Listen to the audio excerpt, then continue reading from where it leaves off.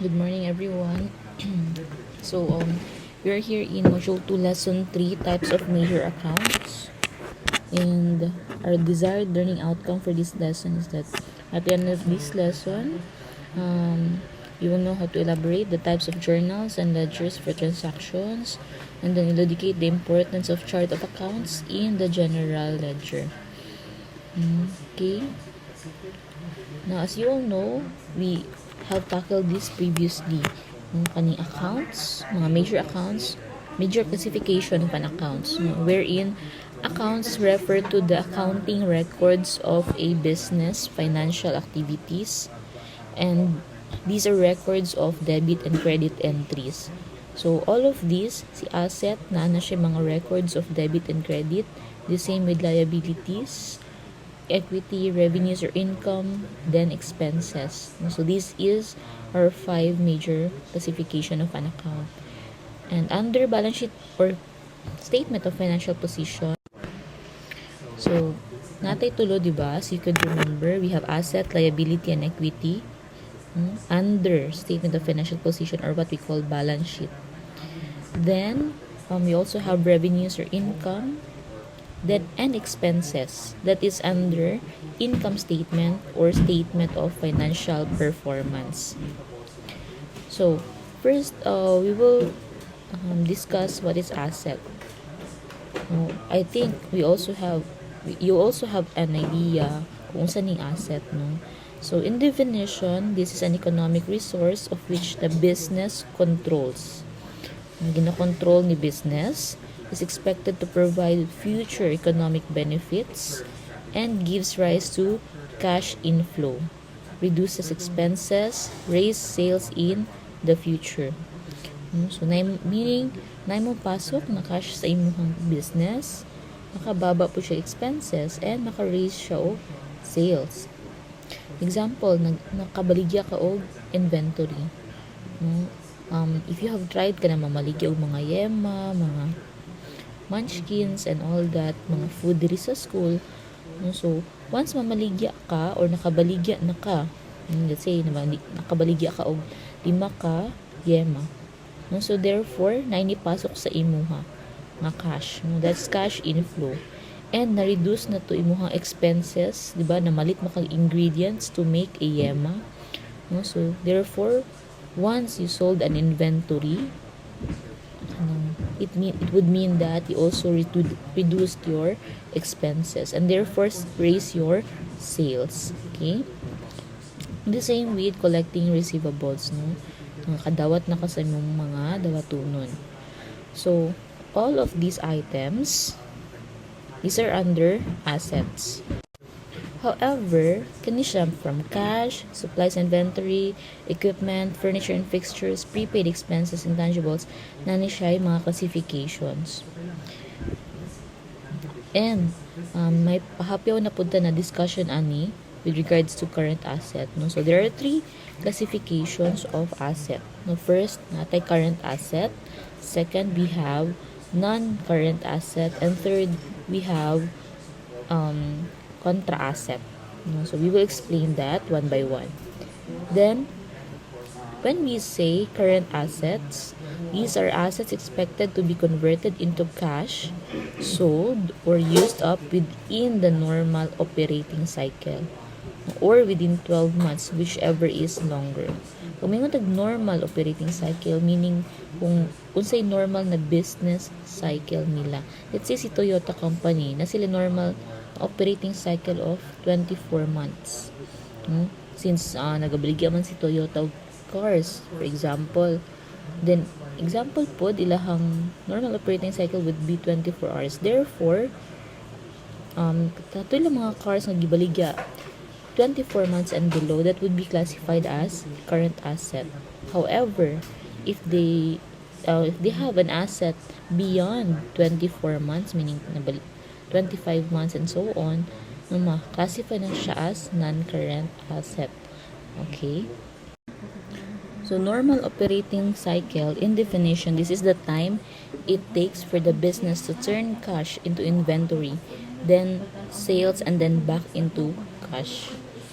So, nadyo siya kaning gina-follow no na kanilang cycle. So it takes time for a business to turn cash into inventory. So from cash inventory, dapat ang kanang inventory mabaligya. Na once mabaligya ng inventory, mabalik na siya into cash. No? So that's what we call normal operating cycle. Okay? Now these are the examples of the current assets. And let's move on to non-current asset or the long-term asset. So assets that provide beyond one operating cycle or more than 12 months from the balance sheet date, and these are not meant for quick conversion to cash, such as all of these: land, buildings, machinery, factory equipment, furniture and fixtures, delivery trucks, van, kitchen equipment. So these are normally and generally classified as a non-current asset. Also, the intangible assets such as trademarks, katong mga brand logos, and then mga patents, those are inventions. No? An example, a unique tourism app technology, mga softwares and licenses, let's say mga POS system, reservation systems. So those are under an intangible assets. Even the franchise rights, no? Let's say franchise ka McDonald's, Jollibee, Starbucks. So those are under non-current asset. Now, the third classification of an asset would be contra asset. So these are accounts that carry a negative credit balance to reduce the balance of a related asset. Common example would be accumulated depreciation, example for the building or equipment, and allowance for doubtful accounts. No? Kani sila makabawas ni siya sa asset, no? From the term itself, contra asset. So what is accumulated depreciation? When we say accumulated depreciation, so is a contra asset account that reduces the carrying amount of a depreciable asset. Unsa man itong mga depreciable asset? So those are the in definition, depreciable assets are long-term assets or called fixed assets that a business uses for more than a year and that lose value over time because sige ni mo gamit, no, due to wear and tear, usage, obsolescence. And for example, di ba, pag magpalit ka og van, let's say, na van, nag-cost siya for the year 2025 og 600,000. Then you have used it for like 5 years.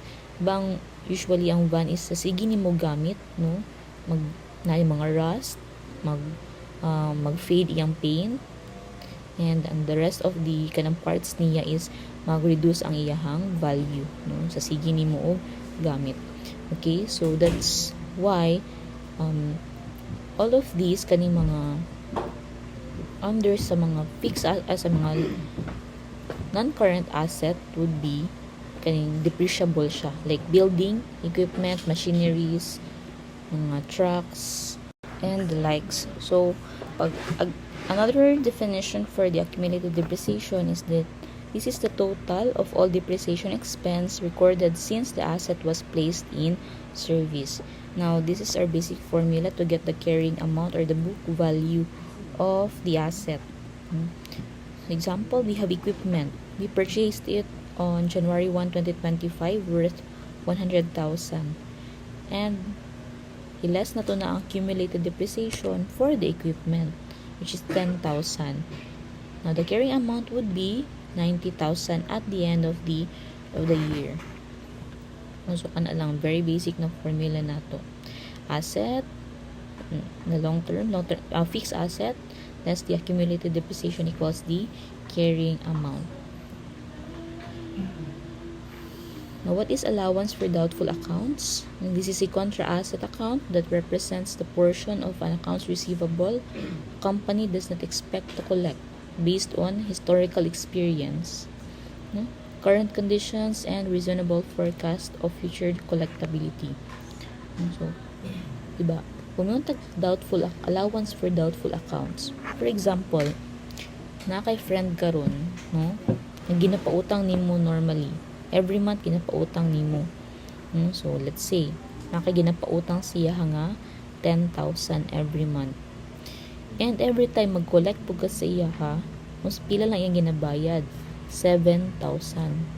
Mo na yung normal na ginabayad, 7,000. Now, katong portion na 3,000 ang wala nimo na collect, that is based on your experience na every month dili jud ka collect og 3,000. Nang naa ka allowance for doubtful accounts karon nga ay kinathink na nimo ay pagka next month na pud ani 7,000 na lang akong 7,000 na lang ang mabilin sa ko ang accounts receivable. That's what we call net realizable value. And katong 3,000 nga portion nimo na ginathink na nimo expected, you are expecting not to collect it ng 3,000, that's your allowance for doubtful accounts. Okay? Di ba originally imong gipautang is imong accounts receivable is 10,000. Mo ni imong dawatunon. Example lang ha. Imuhang accounts receivable is 10,000. To imong gipautang karon dawatunon na nimo. And ang 3,000 na portion is katoy imuhang expected na dili ma-collect. Therefore, imuhang net realizable value is 7,000. And the same with this example, accounts receivable is 500,000 and less the allowance for doubtful accounts na 25,000. Therefore, your net realizable value na lang at the end of the year would be 475,000. So you will follow this basic formula to get the net realizable value.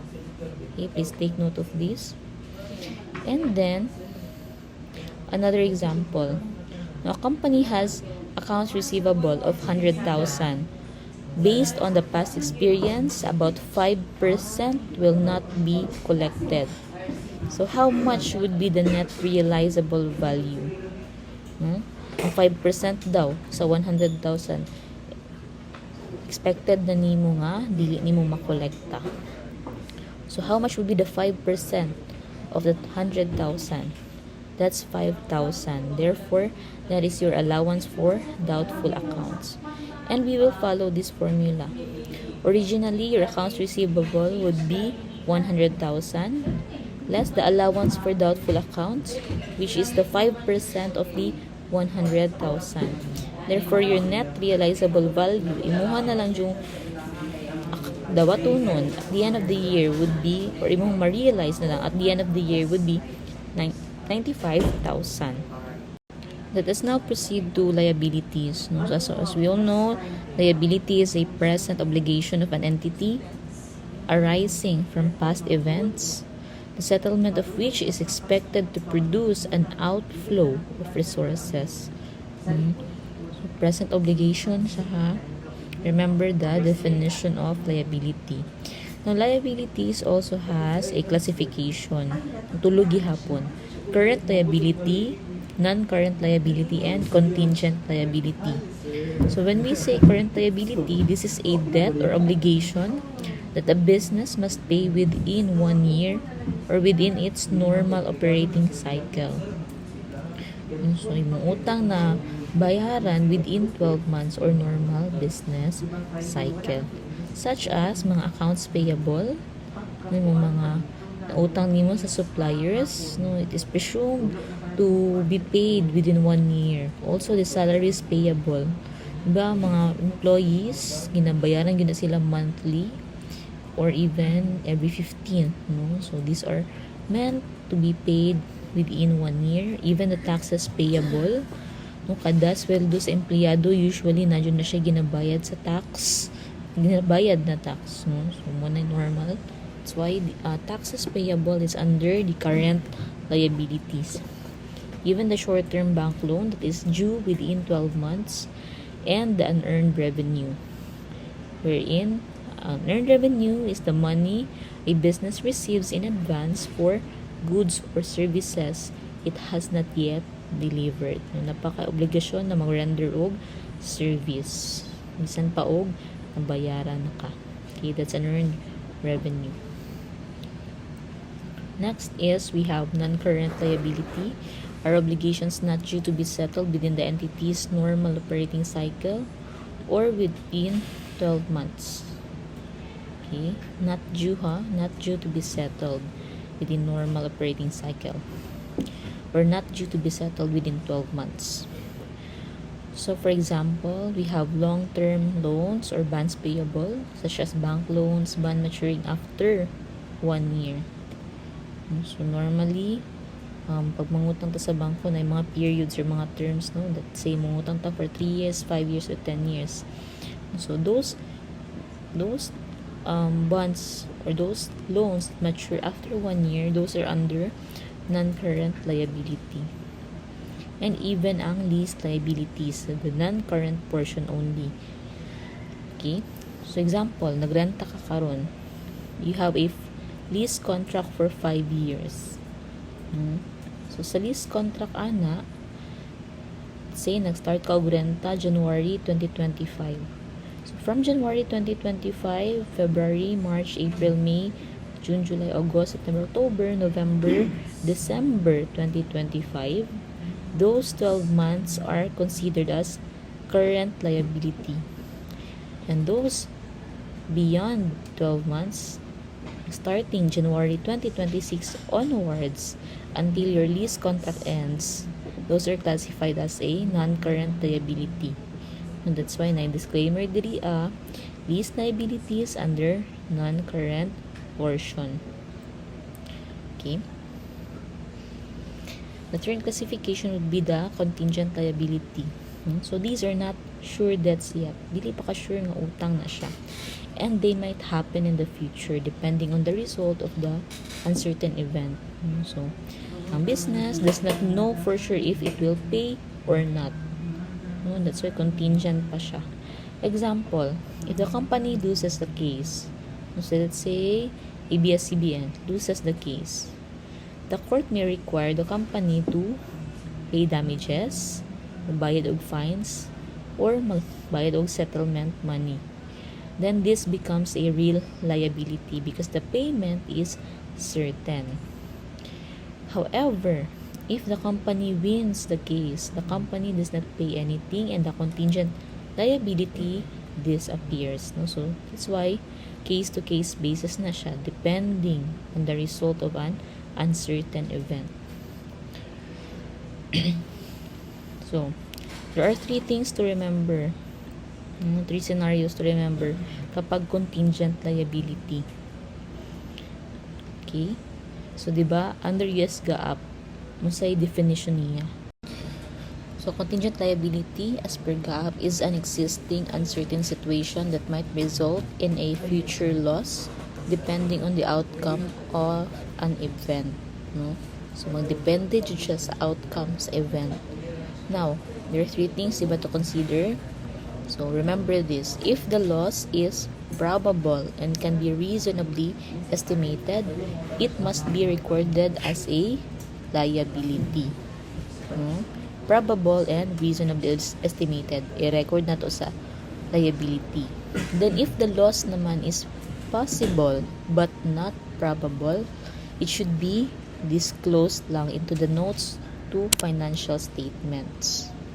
Okay, if the loss naman is remote, it is usually not disclosed or not considered as a liability. Okay, so remember all these 3 scenarios. Kapag probable and reasonably estimated, i-record as a liability. If possible but not probable, disclose lang siya sa notes to financial statement. Kumbaga disclaimer lang siya ba? There is a possible loss. Dito sa notes to financial statements. Now, if the loss is remote, dili siya i-disclose and dili i-consider as a liability. Okay? So, to simplify, contingent liability is a maybe debt. Depends on what happened in the future. So, let's move to the third one, which is the owner's equity or the capital. Money siya ika-third na major accounts. So, familiar mo sa definition, di ba? Mao niya to ang quiz, no? The residual interest in the asset of the entity after deducting all its liability. Another definition is that the equity is not a fixed amount, but what remains after subtracting liabilities from asset. So sa sole proprietorship, ginatawag na to na siya og owner's equity or capital. Sa corporation naman, ginatawag na to na siya og shareholders equity.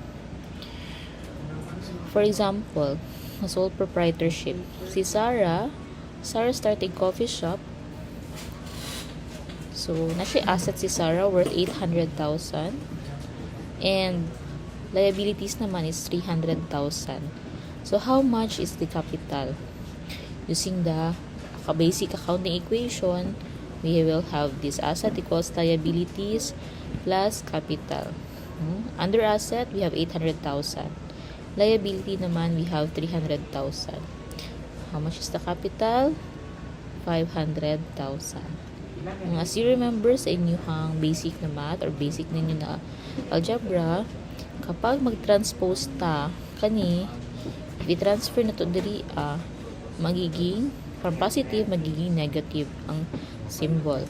So that's why 800,000 minus 300,000, we have 500,000. So this is our capital. Now, another topic, chart of accounts. When we say chart of accounts, this is a collection of account titles used to organize the recording process. And it divides accounting values into general ledger divisions such as asset, liabilities, capital, income, and expenses. Para asa daw? Used to organize the recording process. And ang chart of account has 3 elements: account number, chart of accounts, and account name. So, ingani ang forma sa chart of accounts. So, based on the elements, una natin account number. It could start to 001, 002, 003, or any set of numbers according to company policy. So, asa man na siya nakita? Kani diri example lang, kani the company policy of to follow 1, kung ma-observe niyo, tanan 1 is under assets, no? Tanan 1, 110 cash, 111 notes receivable, 112 accounts receivable, and so on. And then the same with liabilities. All liabilities, ilang code starts with 2. So 200 liabilities, 210 that's accounts payable, and so on. And the same with stockholders equity, Manila account number, no? And then next na to. So second element would be chart of accounts, the form or the document itself. So syempre pag himo ta chart of accounts, you have to have a header. Chart of accounts for easy identification. Unsa man name gipang sulat diri. And then the account name, also known as account title, like ani mga cash, notes receivable, and so on. So under assets, we have cash. Included diha atong contra asset na accumulated depreciation, and another contra asset for the equipment, office equipment, no? Accumulated depreciation. Okay, so naputay mga revenues, expenses, other income, and other expenses. So those are our account titles, and napo siya mga subtitles under the sa iyahang account titles. Okay, and then next, so why is chart of accounts important? It is a very important financial tool that organizes a lot of financial transactions in a way that is easy to access. Because transactions are displayed as line item, they can quickly be found and assessed. This is crucial for providing investors and other stakeholders a bird's eye view of a company's financial data. Because kung makita na to diri sa to journal entry, so for example, mo ning gina-follow na journal entries sa company, so na dyan ay date, because we have to recognize or journalize it in chronological manner. Kining GJ diri that's for general journal, kapila siya nga journal entry. A1, no, mo niya pinakauna nga journal entry. GG6-2, mo niya ang second nga journal entry, no? So kung mapansin ninyo mo ni account number, based on their company policy, 4 digits ilahang account number nga gina-follow. And so let's say 5. Na-start sa 5 ang code. So that's under expenses. Makita na 3. Tanan 5, all of these are expenses. Tanan naman 2, these are liabilities. Tax withheld, employer liability, and so on. And tanan 2 under liabilities. And 1 is the checking account, which is under assets. And another 5 for the expenses. So, ano na may ani? Because parang dali na ito ma-identify. Unsa di siya nga, in what, say classification niya sa kaning major accounts: asset, liability, equity, income, or expense. So, that's the importance of chart of accounts. Easy to access and can quickly be found and assessed. So that's it for module 2, lesson 3. Okay.